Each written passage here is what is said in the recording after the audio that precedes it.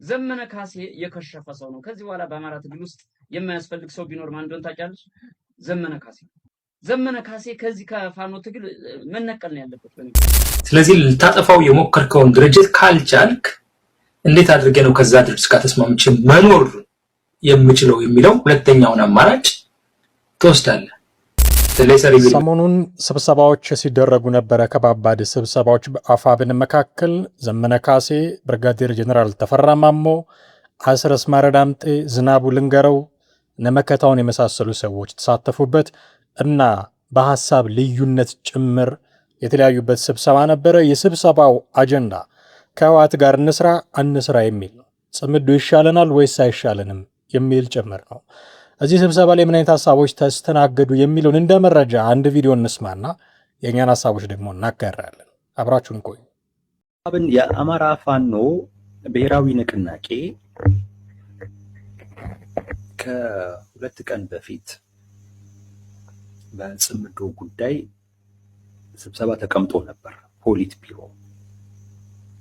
ቢሮ ማለት ዋነኛው ውሳኔ ሰጪ አካሉ ማለት ነው። እና በዛ ውስጥ በፋኖ አመራርነት የምታውቋቸው በሙሉ ሊባል በሚችል ደረጃ ተገኝተዋል። ስብሰባውን የመራው የድርጅቱ ሊቀመንበር አቶ ዘመነ ካሴ ነው። ስብሰባውን የመራው እና በጽምዶ ዙሪያ ላይ ለመነጋገር ከዛም አልፎ ውሳኔ ለመወሰን ነው። እነ ዘመነ ካሴ፣ እነ ምሬ ወዳጆ፣ እነ አበበ ፋንታሁን፣ እነ ሄኖክ አዲሴ፣ እነ ብሩክ ስለሺ፣ እነ ሳሙኤል ባለድል እነዚህ ጽምዶ የሚባለውን ወይም ከቲፒኤልኤፍ ጋር አብሮ መስራትን በሚመለከት መደገፍ አለብን የሚሉ ናቸው። እነ መከታው ማሞ፣ ጌታ አስራደ፣ ዘመነ ምህረት፣ አስቻለው በለጠ፣ ሀብቴ ወልዴ፣ መምህር ምንተስኖት፣ አሻግሬ ባዩ የሚባልም እንደዚሁ ሸዋ ውስጥ ያለ ከነ ደሳለኝ ጋር የነበረ ማለት ነው። እነዚህ የተቃወሙ ሰዎች ናቸው። ወይም ቅድመ ሁኔታ አስቀምጠው እነዚህ ካልተሟሉ በስተቀር በፍጹም እንዴት መሆን አለበት በሚለው ጉዳይ ላይ ግን በደንብ መነጋገር መጠናት አለበት። እንደዚህ አይነት ሀሳብ አራምደዋል። በነዘመነ ካሴ በኩል እንዴት የሚለው ጥያቄ ምንም በቃ መስራት አለብን። ምናልባት ቲፒኤልኤፍ በሚፈልጉ አይነት መልኩ መስራት አለብን። እነ መከታው ማሞ ደግሞ የሚሉት እነ ሀብቴ ወልዴ ደግሞ የሚሉት በፍጹም በቅድመ ሁኔታ መሆን አለበት። እነዛ ነገሮች ሲሟሉ ነው መስራት ያለብን የሚል ነው። እነ ጄኔራል ተፈራ ማሞ ደግሞ ያው መስራት አለብን ወደሚለው ያዘነብላሉ። ነገር ግን እንዴት የሚለው ነገር ላይ መነጋገር መቻል አለብን፣ እሱ ላይ መስማማት አለብን የሚል አይነት መሀል ላይ የሆነ አይነት አቋም ለማራመድ ሞክረዋል። ሌላው አስረስ ማረ ነው። አስረስ ማረ ከነዘመነ ጋር አይደለም። አስረስ ማረም በሁለቱ መካከል አስታራቂ ሐሳብ ለማቅረብ ነው የሞከረው እንጂ አቋም አልያዘም። አስታራቂ ሐሳብ ለማቅረብ ነው እንጂ የሞከረው ቅድመ ሁኔታ አቅርበን እሱ ካልተሟላ መስራት የለብንም አሊያም ደግሞ የተባሉትን ጊዜያዊ ጥቅሞች ለማግኘት ሲባል መስራት አለብን ከሚለው ውስጥ መግባት አልፈለገም። እሱም ለማስታረቅ ነው ሲሞክር የነበረው። ግን አስረስም ቢሆን መስራት አለብን ወደሚለው ያዘነበለ። ሌላኛው ዝናቡ ልንገረው ነው። ዝናቡ ልንገረው ያዘነበለው መስራት የለብንም ወደሚል ነው ያዘነበለው። ማለት ወደነ መከታው ማሞ ሳይድ ነው ያዘነበለው። ነገር ግን እሱም ልክ እንደ ጄኔራል ታደሰ ወረደ ወደዚህ ሲያዘነብል ዞሮ እዛ ያሉትን አካላት ላለማስከፋት ትንሽ መሀለኛውን ስፍራ ለዘብ ባለ አይነት መልኩ ለመሄድ ነው የሞከረው። እሱም እንደዚሁ ለማስታረቅ ወይም ደግሞ እንዴት በሚለው ላይ እንዲህ ብንነጋገር ምናምን ቲፒኤልኤፍ ሴል ሊያደርግ ይችላል ወይ ምናምን የሚል ነገር ነውና ቲፒኤልኤፍ እኮ አያደርግም ይሄንን ጉዳይ እያለ ወደ መሸሽ ነው ወደዚህኛው ሳይድ ወደነ መከታው ማሞ ሳይድ ጠጋ ያለ ነበረ ሲናገር የነበረው። እነዚህ ሶስቱ አቋም ያልያዙ ናቸው። ሌሎቹ ግን አቋም ይዘው ቅድም በነገርኳችሁ አይነት መልኩ ተራ የሐሳብ ልዩነት ሳይሆን ስሜት ባለው አይነት መልኩ ሁሉ ሲነጋገሩ የነበሩ ናቸውና አልተግባቡም። አልተግባቡም። በመጨረሻም ዘመነ ካሴ ይሄንን ጉዳይ ዓመት አይደለም 2 ዓመትም ቢሆን እንወያይበታለን በሚል የዕለቱን ስብሰባ እንዲጠናቀቅ አድርጓል ዘመነ ካሴ። እንደሰማችሁት ነው እንግዲህ አፋብን ስብሰባ አድርጎ ነበረ። በዚህ ስብሰባው ላይ የተደረገው ስብሰባ በፖሊት ቢሮ ደረጃ የተደረገ ስብስብ ነው። የስብሰባው መሪም የአፋብን ሊቀመንበር የሆነው ዘመነ ካሴ ነው። እዚህ የፖሊት ቢሮ ያደረገውን ስብሰባ ዘመነ ካሴ የመራውን ስብሰባ አጀንዳው በመግቢያ ላይ ለማለት እንደሞከርኩት ጽምዶ ነው። ከቲፒኤልኤፍ ጋር መስራት አለብን ወይንስ የለብንም የሚል ርዕሰ ጉዳይ ይዞ የተደረገ ስብሰባ ነበር። እዚህ ስብሰባ ላይ ሁሉም በየደረጃው ያሉ የፋኖ አመራሮች ተሳትፈዋል። ያልሰማሁት ስም የእስክንድር ነጋን ስም ነው። የእስክንድር ነጋን ስም አልሰማሁም። ሌሎች የፋኖ አመራሮች ግን ተሳትፈዋል። ኦፍኮርስ በቴክኖሎጂ ነው የሚሆነው። ሁሉም ተንቀሳቅሰው አንድ ቦታ ሆኖ ለመሰባሰብ እንዲህ ነው የተሰባሰቡት፣ በዚህ ቦታ ነው የተገናኙት የሚል መረጃ እስካሁን አልሰማንም። ግን ሞስት ላይክሊ በቴክኖሎጂ ተጠቅመው ነው የሚሆነው። በስልክም ይሁን በሌላ አማራጭ ብቻ ተሰብስበዋል። ሰሞኑ በደንብ ሲነገር ነበረ። ስለዚህ ተሰብስበዋል። አጀንዳውም ጽምዶ ነበረ። የተለያየ ሀሳብ ያነሱ ሰዎች አሉ። አልተስማሙም። ከቲፒኤልኤፍ ጋር ያለ ምንም ቅድመ ሁኔታ መስራት አለብን የሚል አቋም ያላቸው ሰዎች አሉ። ልክ እንደ ዘመነ ካሴ ያሉ እንደነ ምሬ ወዳጆ ጭምር ያሉ የለም ከቲፒኤልኤፍ ጋር ቅድመ ሁኔታዎቻችንን አስቀምጠን እነዛ ቅድመ ሁኔታዎች ከተሟሉ አብረን እንሰራለን የሚል ነገር ያስቀምጧሉ። ነጌታ አስራደ ለምሳሌ፣ በከታው ማንቦ ለምሳሌ፣ ደረጀ በላይ ለምሳሌ፣ ሀብቴ ወልዴ ለምሳሌ። በዚህ መሃል የሚዋልሉ ደግሞ አሉ። እዚህ ውስጥ የተካተቱት እነማን ናቸው? እና አስረስ ማረ ዳምጤ እና ብርጋዴር ጀነራል ተፈራ ማሞ መረጃው ላይ እንደሰማችሁት። ስለዚህ ብቻ 3 ወገን ተቀምጧል። እነዚህ 3 ወገኖች በሌላ አነጋገር ሲገለጹ ምናልባት በኋላ መጋበዛችሁ ቪዲዮ አለ፣ በዛ እናያቸዋለን። አሁን ባለው ኮንቴክስት ግን እናያቸው። ስለዚህ ያለምንም ቅድመ ሁኔታ ከቲፒኤልኤፍ ጋር መስራት እንፈልጋለን የሚሉ አሉ። ቅድመ ሁኔታ አስቀምጠን እሱ ከተሟላልን መስራት እንፈልጋለን የሚሉ አሉ። የለም ብለው ሁለቱን ወገኖች ለማስታረቅ ጥረት የሚያደርጉ ሰዎች አሉ።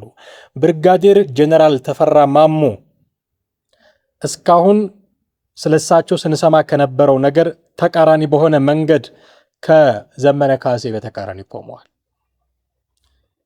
እሱ የሚደግፈውን ሲደግፉ፣ እሱ የሚለውን ሲሉ ነበር እስከዛሬ የምናውቃቸው። እሳቸውን የአፋብን የጦር አዛዥ ለማድረግ ዝናቡ ልንገሩን መስዋዕት ማድረግ አስፈልጎ ነበር።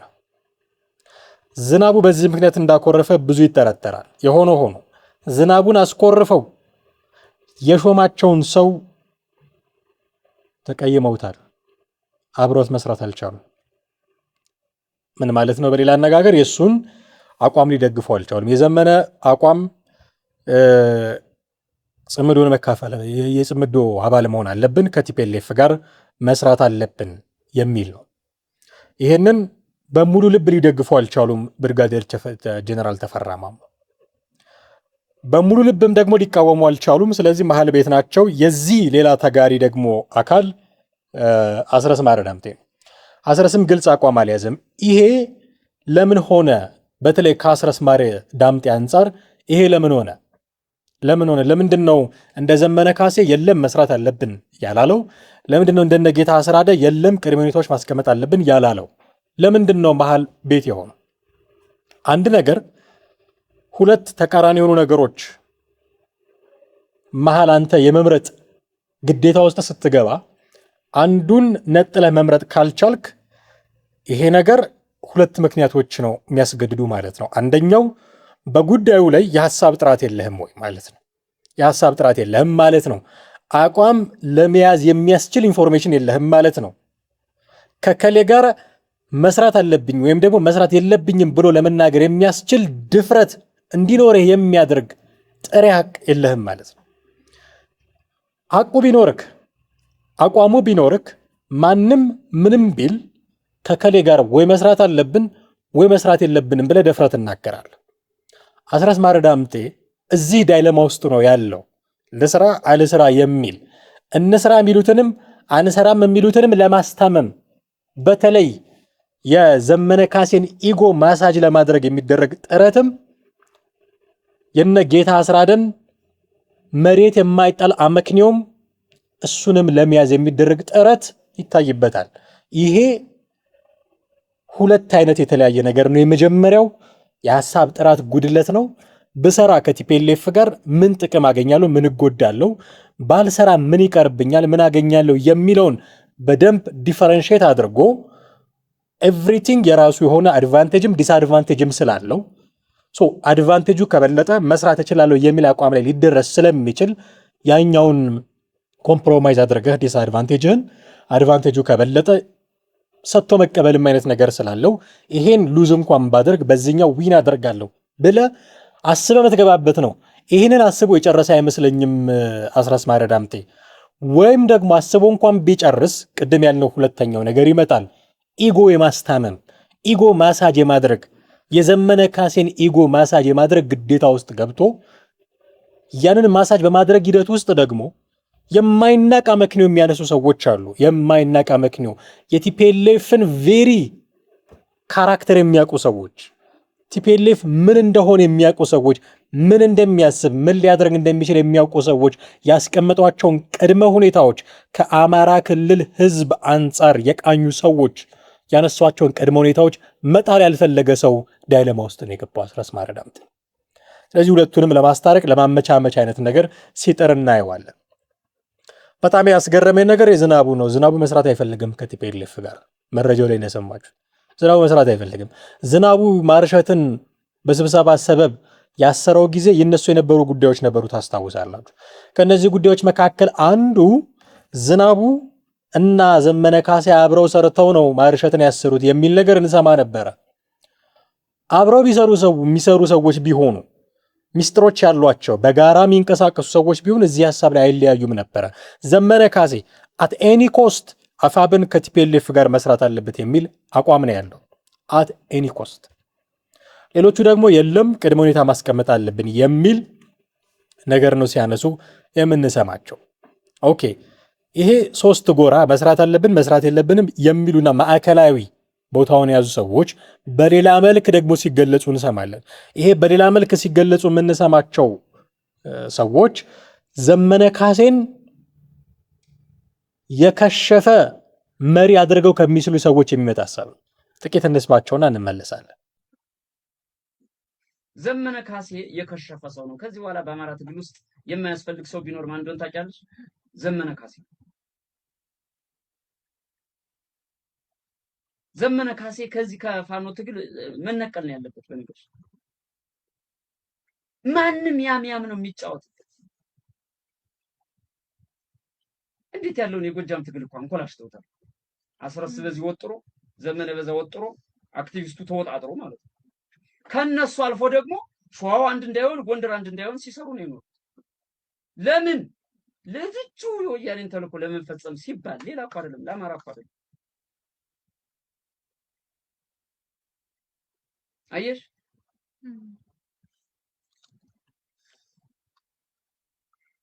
አሁን ለይቶለታል። እኛ የምንፈልገው ነው ትክክለኛው አብዮት እየመጣ በሶስት አስቀምጠ ነው ነበር። አፋብን እንታደገው፣ የአፋብን ፖለቲካዊ ማዕከላዊነት ተዛብቷል ብለን ነበር አይደል? በሶስት ተከፍሏል ብለን ወያኔን ተሸክመን እንሂድ፣ ከተደራደርንም በሱ መንፈስ እንደራደር የሚል ኃይል ይጽምዱ ያልናችሁ፣ አይ ራሳችን ችለን ብልጽግና ጋር እንደራደር የናስረሱ እስከ መጨረሻው እንፋለማለን የሚለው ደግሞ የጸረ ጽምዶ ኃይል አሁን የዘረዘርንላችሁና ሀብቴን መከታው ያሉበት ማለት ነው። ታሪክ አየሽ፣ ሂዶ ያጣምድሻል። እንዲህ ነው የሚገልጹት ዘመነ ካሴ። ዘመነ ካሴ የከሸፈ ሰው ነው ብለው ነው ሌብል የሚያደርጉት። ከዚህ በኋላ ከትግሉ መነቀል አለበት የሚል ነገር ነው የሚያነሱት። ይሄንን ሁሉ የሚያደርገው አሁን ምንድነው? አፋብንን አኮላሽቶታል፣ ትግሉን አኮላሽቶታል። ከየትኛውም ትግል መነቀል አለበት፣ ከዚህ በኋላ ከትግሉ መውጣት አለበት ዘመነ ካሴ የሚል አቋም ነው ሲያራምዱ የምታዩት። በተለይ የጎጃም ፋኖን ትግሉን አኮላሽቶታል። ይህንን ደግሞ ያደረገው ከአስረስ ጋር እየተጓተተ ነው። ፎርዋርድ ለጽምዶ ብሎ የአማራን ትግል እያኮላሸ ነው የሚል ነገር ያነሱበታል። ከአስረስ ማረም ጋር ከሌሎች ወገኖችም ጋር ግን የሚለያየው ቅድም ያነሳናቸው ሶስት ወገኖች በሌላ ስም ተገልጠው እዚህ ጋር መጥተዋል። ምን የሚሉ ራሳችንን ችለን ከመንግስት ጋር እንደራደር የሚሉ፣ የለም በጽምዶ ማዕቀፍ ውስጥ ሆነን እንደራደር የሚሉ፣ ከዛ ሶስተኛ ላይ ራሳችንን ችለንም አንደራደርም፣ በጽምዶ ማዕቀፍ ውስጥም ሆነን አንደራደርም፣ እስከ መጨረሻው እንፋለማለን በሚሉ ሶስት ወገኖች ከጽምዶ ጋር እንሁን የሚሉት እነ ዘመነ ካሴን አድርገው፣ ብቻችንን እንደራደር በሚሉት ውስጥ እና አስረስ ማረን አድርገው፣ ሞር ኦፍ ደግሞ የጎንደር ፋኖችን እስከ መጨረሻው እንታገላለን የሚል ጎራ ውስጥ የሚያስቀምጧቸው አካላት አሉ። ሲሰበሰቡ ስብሰባ ላይ ሶስት ቦታው ተከፍለው እንዲህ ያለው ስትራቴጂክ እቅሮች ሲያወጡ ሶስት ቦታ ተከፍለው ነው የምናያቸው። አሁንም ግን የሚገርመኝ ነገር የእስክንድር ነጋን ስም አልሰማም። ምን አይነት አቋም ነው ያለው እስክንድር ነጋ? እንዴት እየሆነ ነው እስክንድር ነጋ? ምን እያደረገ ነው? ዝምታው ያስፈራል። ምን እያደረገ ነው? ያስፈራል። ሬሳም የሚፈራው ዝም ስለሚል ነው ይባል የለ? ዝምታው ያስፈራል። ምን እየሰራ ነው? ግልጽ አቋሙን ወጥቶ ሲያወራ አልሰማነውም። ተቃውሞውንም ድጋፉንም ሲሰጥ አልሰማነውም። የሆነ ጊዜ የአዲስ አበባ ሚዲያ ምክር ቤት የሚባል ነገር አቋቋመ ተባለ። ከዛ በኋላ ድምፁን ሰምተነው አናውቅም። ምን እያደረገ ነው እስክንድር ነጋ? የት ነው ያለው እስክንድር ነጋ? በማን ሐሳብ ነው የሚስማማው? በዘመነ ካሴ ሐሳብ ነው የሚስማማው? በአስረስ ነው? በብርጋዴር ጀነራል ተፈራ ማሞ ነው? ወይስ የሱ ምክትል በነበረው አፋሕድ ውስጥ በጌታ አስራደ ነው? በጎጃሞች ነው? በጎንደሮች፣ በሸዋዎች ነው? በወለዮች? በየትኛው ሐሳብ ነው የሚስማማው እስክንድር ነጋ? ምን እያደረገ ነው? በዚህ ዝምታ ውስጥ አንዳች የሆነ ነገር ይዞ ይመጣ ወይ? የብዙዎች ጥያቄ ይመስለኛል። ከህወሓት ጋር መስራት አለመስራትን መሬት ላይ ያሉት ተዋጊዎች እንዲህ ሲከፋፈሉበት፣ ደግሞ ሚዲያ ላይ ወጥተው የሚናገሩ ሰዎች አቋም ሲይዙበት ደግሞ እናያለን። ከህወሓት ጋር መስራት ያስፈልጋል ወይስ አያስፈልግም? ፋሲል አንዳንድ ነገሮች ሲያነሳ ሰማሁት። ጥቂት ኮንትራዲክት የሚያደርጉ ነገሮች አሉት በራሱ ንግግር ውስጥ። እስኪ ንግግሩን እንስማና ሊነሱ የሚገቡ ጉዳዮችን ደግሞ እናነሳለን። እንግዲህ ከህወሓት ጋር አብሮ መስራት አይቻልም፣ ህወሓት አጥፊ ነው በሚል የህወሓትን ባህሪ ከሚገልጹት ጋር አንዱ የምጋራው ነገር ቢኖር የህወሓትን ባህሪ በተመለከተ ነው። እኔም እንደማምነው ህወሓት በጣም አደገኛ ድርጅት ነው። ህወሓት ለኢትዮጵያ መዳከም፣ ለኢትዮጵያ ህዝብ ጉስቁልና ከፍተኛ አስተዋጽኦ ሲያደርግ የነበረና ያደረገ ድርጅት ነው ብዬ አምናለሁ። ይሄ በዚህ እምነቴም ህወሓትን ለመታገል ኮንትሪቢዩሽን አነስተኛ ቢሆንም ግን አይ ቲንክ አብዛኛውን የወጣትነት እድሜን ያሳለፍኩት ህወሓትን በመታገል ነው፣ አገዛዙ እንዲጠፋ በመፈለግ ነው ብዬ አምናለሁ። ማስተዋጽኦ እንዳልኩት ኢቨንት ሊሆን አሁን የምሰጠው አስተያየት ቤዚክሊ ህወሓትን በመደገፍ ወይም ደግሞ ህወሓት መቀጠል አለበት በሚል አይነት ስሜት አይደለም። ነገር ግን ሪል ፖለቲክሱን ነው ማየት ደግሞ የምፈልገው። እንደሚታወቀው ህወሓት የፈለገ አደገኛ ድርጅትም ቢሆን ልታጠፋው የማትችል ድርጅት ሆኖ ወጥቷል። አሁን ላይ ብዙ ተሞከረ። ያኔ ከና አብይ አህመድ ጋር ቆመን ህወሓት እንዲጠፋ ብዙ ሞከረን። ከዛ በፊት ከግንቦት ሰባት ጋር ተመድርጎ ብዙ ተሞከረን። በተለያዩ መንገዶች ተሞከረ፣ ግን አልተቻለም። ስለዚህ ልታጠፋው የሞከርከውን ድርጅት ካልቻልክ እንዴት አድርገ ነው ከዛ ድርጅት ጋር ተስማምቼ መኖር የምችለው የሚለው ሁለተኛውን አማራጭ ትወስዳለህ። ለሌሰር ኢቪል የሚሉት እኮ ነው። አነስተኛውን አማራጭ፣ ሁለቱም መጥፎ አማራጮች ከሆነ ማለት ያለውን አማራጭ አነስተኛውን መጥፎ አማራጭ ትወስዳለህ። ህወሓትን ማታጠፋው ከሆነ እንዴት አድርጌ ከህወሓት ጋር ልኖር፣ እንዴት አድርጌ አመቻችቼ መኖር እችላለሁ ወደሚለው አማራጭ ነው የምትመጣው። የፖለቲካ ድርጅቶች በእንዲህ አይነት እሳቤዎች ነው የሚሄዱት ብዬ ነው የማምነው። ለምሳሌ ሰሞኑን አይተህ ከሆነ አሜሪካና እስራኤል ኢራንን እናወድማለን፣ እናጠፋታለን፣ ወደ ድንጋይ ዘመን እንቀይራታለን እያሉ ለትራምፕ ሲናገሩ ነበር። ለ40 ቀን ያህል በቦምብ አደባዩት። ኦኬ፣ ለአንድ ወር ያህል ብሎኬድ አጠቃላይ በጀልባ አጥረው ገቢና ወጪዋ እንዲስተጓጎል አደረጉ። በጣም ብዙ ሞከሩ፣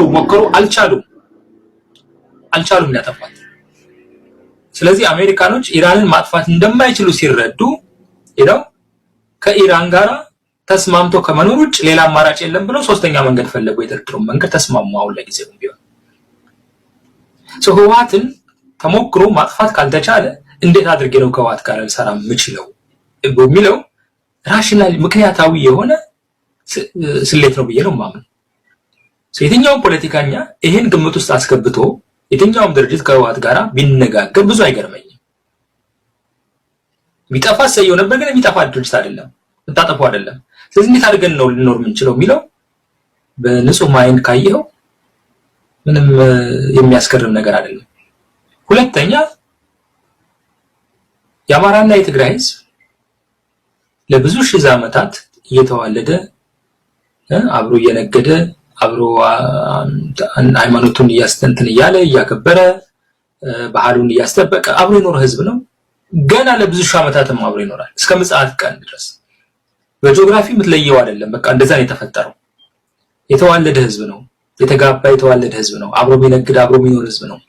አባቱ አማራ እናቱ ትግሬ ወይም እናቱ ማነው አባቱ ትግሬ ወይም እናቱ አማራ እንደ አይነት ድብልቅልቅ ያለ ማህበረሰብ ያለበት አካባቢ ነው። በተለይ ደግሞ ጎንደር ስታይ በድንበር አካባቢ ያለው ማህበረሰብ በብዙ ነገሮች አንደኛው ከዛኛው ጋር የተዋሃደ የተዳቀለ ማህበረሰብ ለብዙ ሺህ ዓመታት። ይሄን ማህበረሰብ ትለየው አልችልም፣ ልትንጣጥለው አልችልም።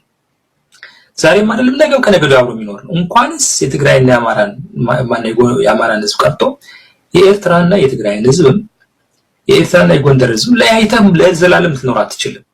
እንደሰማችሁት ነው ፋሲል ከህወሓት ጋር አብሮ ስለመስራት ተናግሯል። ኦኬ መጀመሪያ ያነሳው ነገር ምንድነው? ወጣትነቴን ያሳለፍኩት ህወሓትን በመታገል ነው። ህወሓትን በመታገል ማለት ህወሓት እንዲጠፋ በመታገል ነው ያሳለፍኩት አብዛኛውን የወጣትነት ጊዜን። አንድ ነገር አስቀመጠ። ሁለተኛ ነገር ያስቀመጠው ምንድነው? ህወሓት በጣም አደገኛ ድርጅት ነው፣ ልታጠፋው የማትችለው ድርጅት ነው። ኦኬ እነዚህን ሁለት ነገሮች አስቀመጠና ከዚህ አንፃር ተነስቼ ነው አስተያየት የምሰጠው ብሎ ካስቀመጠ በኋላ መንደርደሪያ ካስቀመጠ በኋላ ምንድነው ያለው? ህወሓትን ልታጠፋው የማትችለው ድርጅት ስለሆነ እንዴት ከሱ ጋር አብሬ ልስራ ማለት ብልህነት ነው። ኦኬ ይሄ ነው ድምዳሜው። አደገኛ ድርጅት ነው ህወሓት፣ እሱ እንዲጠፋ እሰራ ነበረ፣ እንዲጠፋ እፈልጋለሁ ነው እዚህ ውስጥ ያለው። ግን ላጠፋው ያልቻልኩት ድርጅት ስለሆነ አብሬው እሰራለሁ። ኦኬ እነዚህን ሶስት ነጥቦች እንያዘው። አደገኛ ድርጅትነቱ ላይ ክርክር የሚገጠም ሰው ያለ አልመሰለኝ። በቃ በጣም አደገኛ ድርጅት ነው። ኢትዮጵያ አሁን ፌስ እያደረገቻቸው ላሉት ችግሮች ብቻውን አይደለም፣ ብቻውን ተጠያቂ የምናደርግበት ግራውንድ የለንም። ግን አብዛኛውን እጅ የሚወስደው እሱ ነው። እኔ ፐርሰናሊ አሁን ያለው የኢትዮጵያ ህገ መንግስት ውስጥ ያሉት አንቀጾች ይሄ ሀገር የብሔር ብሔረሰቦች ሀገር ነው ከሚለው ጀምሮ ዜግነትን ቦታ ያልሰጠ መሆኑ፣ መገንጠል የሚባል የመሽለኪያ ቀዳዳ የፈጠረ መሆኑ፣ ልዩ ጥቅም የሚባል ታይም ቦምብ ያስቀመጠ በመሆኑ ብዙ አይስማማኝም። ይሄን ታይም ቦምብ ህገ መንግስቱ ያስቀመጠ አካል ነው ብዬ ስለማምን ቲፒኤልኤፍን አብዛኛውን ችግር ኢትዮጵያን እዚህ ውስጥ የከተታትን አብዛኛውን ችግር ይወስዳል ብዬ አምናለሁ። የራሱን ማኒፌስቶ ህገ መንግስት ያደረገ አካል ነው ብዬ ስለማምን አማራንና ኦርቶዶክስን ለመስበር ነው የተነሳውት ብሎ የተነሳ ድርጅት ስለሆነ ፕራክቲካሊ ፌዴራሊዝምን ሳይሆን ሴንትራሊዝምን ኤክሰርሳይዝ ሲያደርግ የነበረ ስሙ ፌዴራሊዝም ግብሩ ሴንትራሊዝም ነበረ። በየክልሉ ምስለኔዎች አስቀምጦ ያስተዳድር የነበረ ሰው አጋር ፓርቲ እያለ ከስልጣን ገለል ያደርግ የነበረ ፓርቲ ስለሆነ የዛ ቅሪት አሁን ድረስ ኢትዮጵያን ለተጋፈጠችው ችግሩ በሙሉ መንስኤ ነው ብዬ ስለማምን አደገኛ ድርጅት መሆኑን ለአፍታም አልጠራጠር። አደገኛ ድርጅት ነው። በዚህ ከፋሲል ጋር እንስማማለን። ልታጠፋው የማትችለው ድርጅት ነው የሚል ደግሞ ነገር አንስቷል። ልታጠፋው የማትችል ድርጅት ነው። ለምንድነው መጥፋት ያለበት? ለምንድነውስ ያልጠፋው? ካሁን በኋላ ሳይጠፋም ወይ? እኔ ቲፒኤልኤፍ መጥፋት አለበት የሚል ሐሳብ የሚያነሱ ሰዎችን መጠየቅ የምፈልገው መጥፋት አለበት ማለት ምን ማለት ነው? ሰዎቹን ገድሎ መጨረስ ነው? ሐሳቡን እንዲቀይር ማድረግ ምን ማለት ነው? መጥፋት አለበት ማለት የቲፒኤልኤፍ አንድ ጊዜ አነጋጋሪ ነገር ሲናገሩ በጣም ብዙ ተቃውሞ ደርሶባቸው ነበረ። መዋዘ ጥበባት ዲያቆን ዳንኤል ክብረት ከታሪክም ከምንም መፋቅ አለበት ህወሓት ሲባል በስማም ማለት አለብን እዛው ጽንፍ ድረስ ሄደን ነው ማጥፋት አለብን ስንል ምን ማለት ነው? እኔ አንድ ተስፋ አድርጌ የነበረው ነገር ሰዎቹ አጉራ ዘለል ስለሆኑ እኔ ብቻ ልምራ የሚሉ ስለሆኑ የቲፒኤልኤፍ ሰዎች ችግር አመጡ እንጂ ብልጽግና ውስጥ አለመካተቱ ቲፒኤልኤፍ አንድ ጥሩ በረከት ያመጣ ነበረ። አቅም ያለው ጠንካራ ተቃዋሚ ማግኘት ይቻል ነበር ኢትዮጵያ ውስጥ መንግስትን በልኩ ሊቃወም የሚችል ጠንካራ ፓርቲ ኖሮ አያውቅም። ቲፒኤልኤፍ ግን ከብልጽግና ውጪ ሲሆን ፌዴራል መንግስቱን የያዘው አካል ብልጽግና ሆኖ ሲገኝ የለም ብሎ ሊከራከር የሚችል ጠንካራ ፓርቲ እናገኛለን ብዬ አስቤ ነበር። ይጥፋ ሲባል ሰዎቹን ገድሎ የሆነ ነገር አድርጎ ምናምን እዛ ኤክስትሪም ድረስ መሄድ ያስፈልጋል።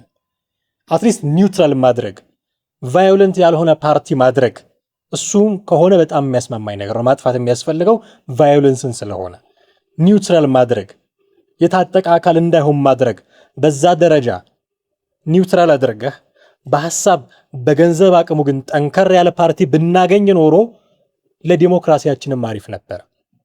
ስለዚህ እንዲጠፋ አታገላለሁ ማለቱ ምን ማለት ድረስ ነው? የትኛው ኤክስትሪም ድረስ ነው የሚል ጥያቄ ታነሳለህ። ልታጠፋው አትችልም ማለት ደግሞ ምን ማለት ነው? ልታጠፋው አትችልም ማለት ትጥቁን እንዲፈታ ማድረግ አንችልም ማለት ነው? ልታጠፋው አትችልም ማለት ከህዝብ አይምሮ ውስጥ ቲፒኤልኤፍ የሚባልን ነገር መጥቶ ማውጣት አይቻልም ማለት ነው? እንዴት ማለት ነው? እኔ ይቻላል ብዬ ነው ማምነው። ኒውትራል ማድረግ ይቻላል። ቲፒኤልኤፍን ኒውትራል ማድረግ ይቻላል። አሁን ትግራይ ክልል ውስጥ የምናያቸው ምልክቶች ቲፒኤልኤፍ እና ህዝብ ሆድና ጀርባ የሆኑ መምጣታቸውን ነው። ብዙ ሊያባብለን የሚችል ጉዳይ ነው ብዬ አስባለሁ። ይሄ በሌላ ፕሮግራም እንመለስበታለን።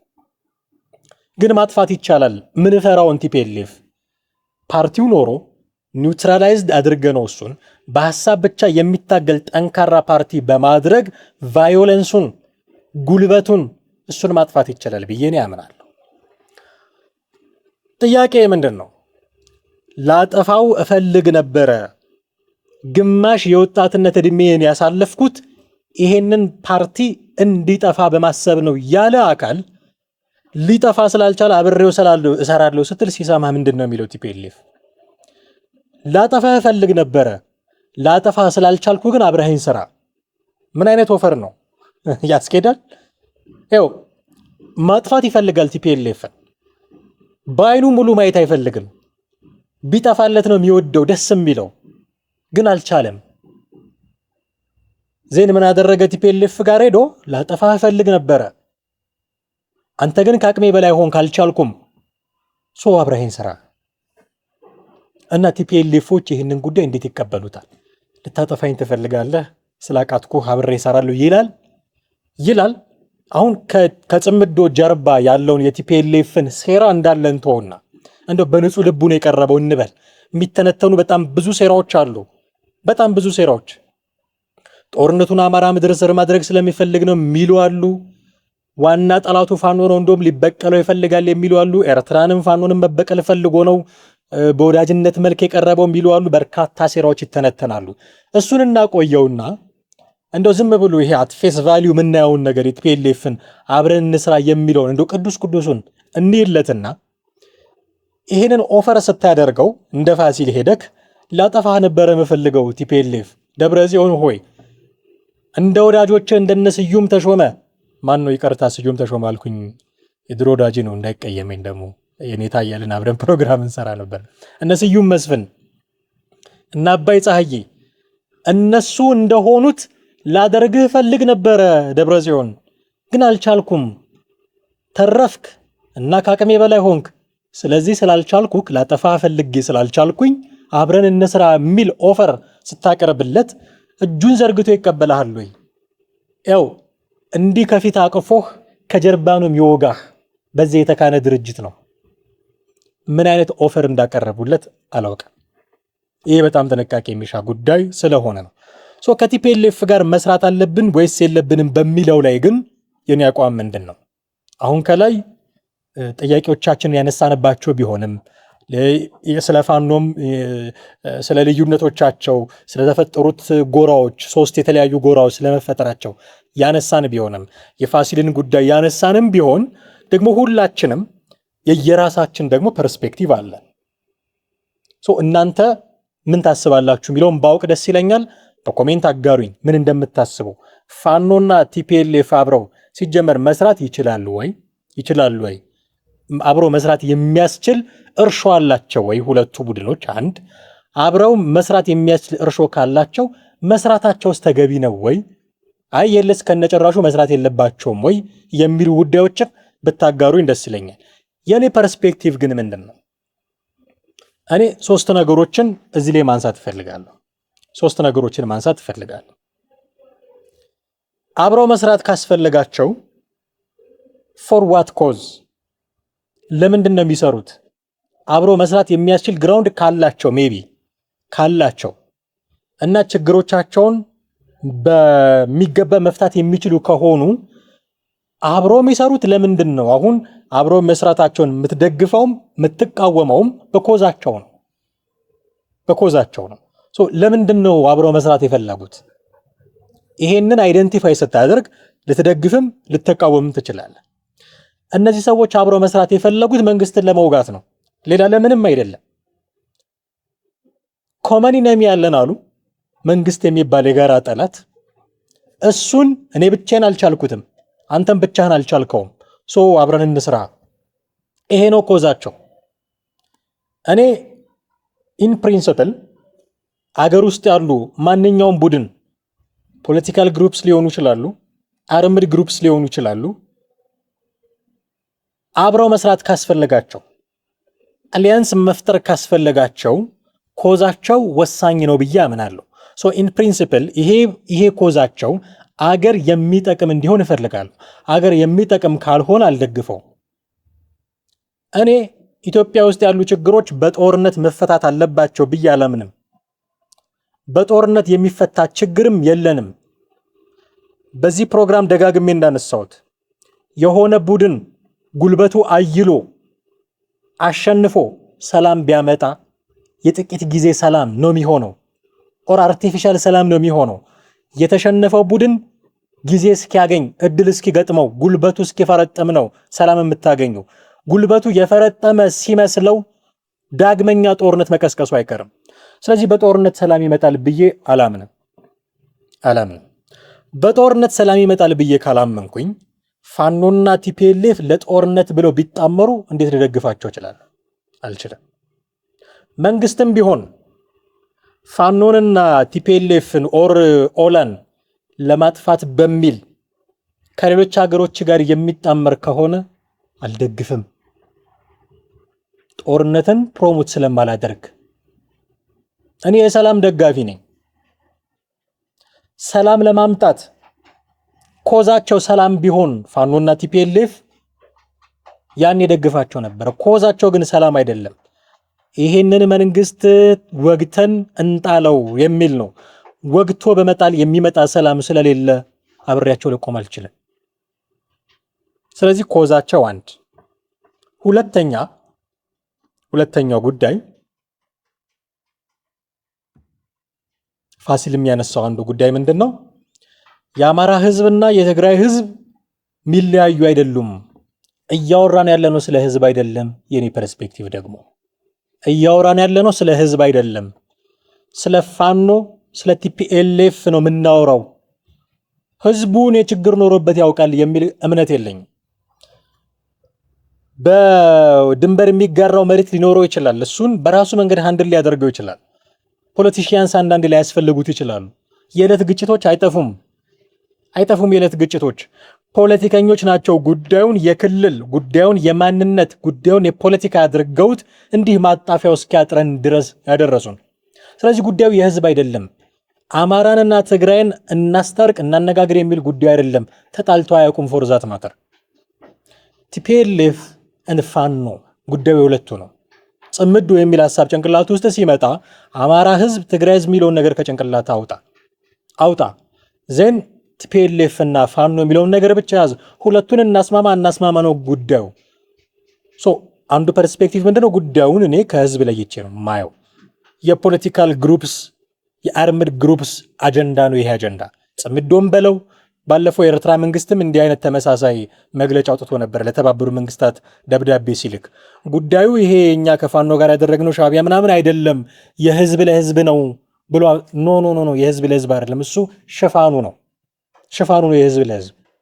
እያደረጋችሁ ያላችሁት ሊትራሊ ፖለቲካል ግሩፕስ ከአርምድ ግሩፕስ ጋር አሊያንስ የመፍጠር ጉዳይ ነው። ይሄ ከግምት ውስጥ መግባት አለበት። ሶስተኛውና የመጨረሻው ፐርስፔክቲቭ እኔ ያየሁት ነገር አብረን እንስራ ጽምዶና ምናምን ሲሉ የተገለጸልኝ ነገር ምንድን ነው? ኢትዮጵያ ውስጥ አንድ የሆነ ቡድንን ብቻውን ማሸነፍ እንደማይችል ገብቷቸዋል። የመጣንበት ታሪክ የሚነግረኝ የቅርብ ጊዜውን የለውጡን ጊዜ እንኳን ኦሮማራ የሚባል ጥምረት ተፈጥሮ ነው ስልጣን ላይ የተወጣው። ኦሮማራ የሚባል ጥምረት ተፈጥሮ ስልጣን ላይ የተወጣው እንደዛ ነው። አሁንም ስልጣን ላይ ያለውን አካል አማራና ትግሬ ሆነን ካልሆነ ልናሸንፈው አንችልም የሚል ሜንታሊቲ እንዳለ ነው የሚያሳየኝ። ስለዚህ ምንድነው ከዚህ ፋይንድ አውት የምናደርገው? ኢትዮጵያ ውስጥ የሆነ አካል ብቻውን ማሸነፍ አይችልም። ብቻን ማሸነፍ እንደማትችል ከገባህ ለምንድነው ከሁሉም ጋር አብረን ማትሰራው? ለምንድነው ማትሰራው አብረን? ከሁሉም ጋር መስራት አለብህ እኮ። በቃ ብቻዬን ምንም ማድረግ አልችልም። ይሄ እኮ በቃ አሁን ከምናየው ያለፉት ዓመታት 10 ዓመታት ታሪካችን ይሄንን እኮ ነው የምናየው። 7-8 ዓመታት ታሪካችን ብቻዬን ሰርቼ ኢቭን ቲፒኤልኤፍም እኮ ሲመጣ ብቻውን አይደለም የመጣው። ምናልባት እሱ የበለጠ የጦር አቅም ስለነበረው በራሱ ቅርጽ እንትን አለው እንጂ ብቻውን አይደለም የመጣው። ደርግን ሲጥል ብቻውን አይደለም የጣለው እኮ። ስለዚህ ኢትዮጵያ ውስጥ በብሔርም ክፈለው በቋንቋም ክፈለው በምንም ክፈለው ብቻውን ማሸነፍ የሚችል የሆነ አካል የለም። የግድ የሆነ አካል ያስፈልገዋል። ያ የሆነ አካል የብሔር ፖለቲካ በሚባል ጦስ ለምን ጠላትህ ይሆናል? አብረኸው ብትሰራ እኮ አገሪቷን እንዳለ አሸናፊ ማድረግ ትችላለህ። ታውቃለህ ብቻን ማሸነፍ እንደማትችል። ዛትስ ዋይ ጽምዶ ምናምን የምትለው ብቻን መስራት እንደ አሸናፊ እንደማያደርግ ካወቅ ለምን ከሌላው ጋር አብረህ ማትሰራው? ለሰላም አብረህ ለምን ከሌላው ጋር አትሰራም? አንድ የመውጫ ነጥብ እናንሳ ከዚህ ጉዳይ ለመውጫ እንደሆነ ለማጠቃለል። ፋሲል ቅድም ያነሳው ነገር ነበር። ልታጠፋው ስለማትችል አብረው ትሰራለህ የሚል ስትራቴጂ። ከዛ የነ ኢራቅንና የነ ኢራን አሜሪካና እስራኤልን ጉዳይ ያነሳ። ስንት ወር ነው? 3 ወር 4 ወር ካልተሳሳትኩኝ። በ3-4 ወር ጊዜ ውስጥ ያንን ሁሉ ድብደባ ፈጽመውባት ስላላሸነፏት ወደ ድርድር መጥተው $300 ቢሊዮን እንሰጥሻለን እንደዚህ ተባባሉ። ፋኖ መንግስትን አሸንፋለሁ ብሎ 3 ዓመት አለፈው ሲታገል ማሸነፍ አልቻለም።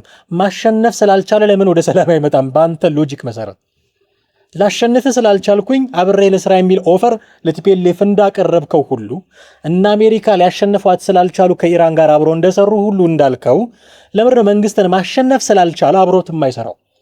ለቲፒኤልኤፍ ሲሆን የሚሰራ፣ ለአሜሪካ፣ ለኢራን፣ ለእስራኤል ሲሆን የሚሰራ፣ ለኢትዮጵያ መንግስትና ለፋኖ ሲሆን የማይሰራ ሎጂክ ከየት ነው የመጣው? ይህን ጥያቄ ይመልስልኝ ደስ ይለኛል።